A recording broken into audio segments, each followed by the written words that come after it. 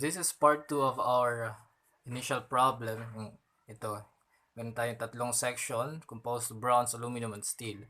And the next step is to solve for the actual stress inside each section. So we have here for the bronze 400 square millimeter. For the cross-sectional area, we have here for the aluminum 600 square millimeter.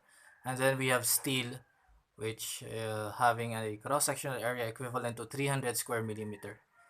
And in order for us to unify the units for stress, we need to convert first 400 square millimeter, 600 and 300 into square meters so that we can unify the unit for the stress.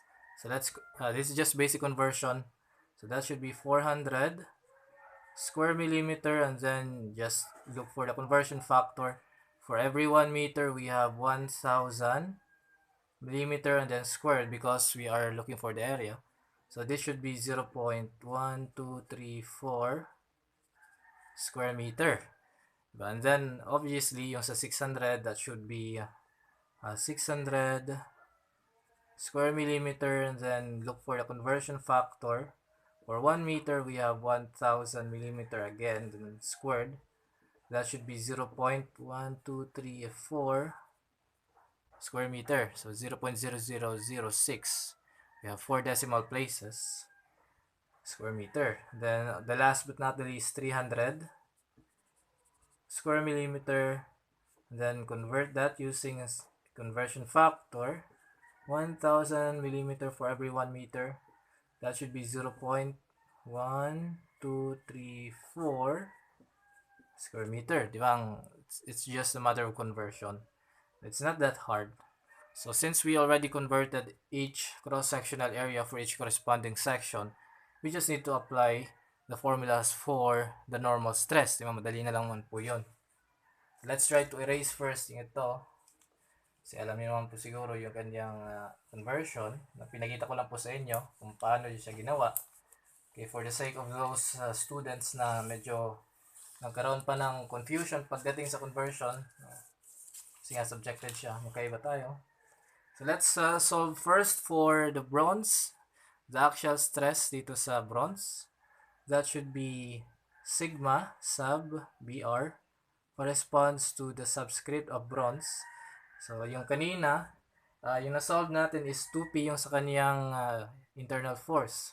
So that should be 2, and then P is equals to 10,000 newtons.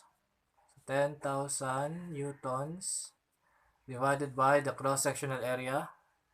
That should be 0.0004 1234 square meter. Diba? So it's really easy. Madali lang naman po yan. And then let's proceed. Pwede rin gawing scientific notation, 4.0 times 10 raised to the negative 4 square meter. Wala pong problema yun. So this one should be 20,000 po yung sa taas. Yung sagot dito is 50 megapascal in compression. Kung isa-solve mo siya, it's equivalent to 50 million pascals. So let's go with the aluminum. Sigma sub AL is equals to, ano ba yung nasolve natin kanina? 2P rin. So that should be 2 multiplied by 10,000 newtons divided by the cross-sectional area, which is 600 square millimeter. So that should be 0.1234 square meters is equals to, yung sagot po dyan is 33.33 megapascal. Tapos yung initial assumption is in tension. Tapos yung sunod naman, last but not the least, is for the steel. That is, yung kanyang nasolve natin kanina is 3-pin tension, diba? 3-pin tension. So, sigma, separate lang po natin yan.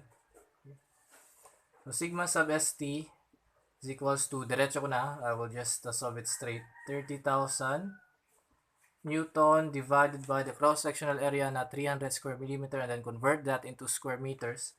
So that should be 0.1234 square meter.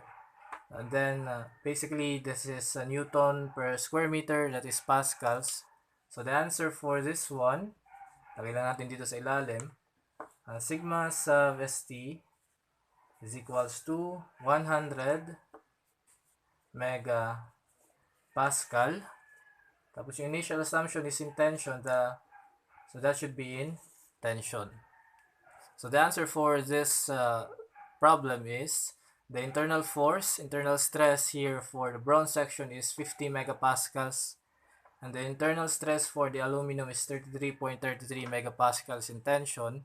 And then for steel, that is 100 megapascals in tension. So I hope you learned something out of this.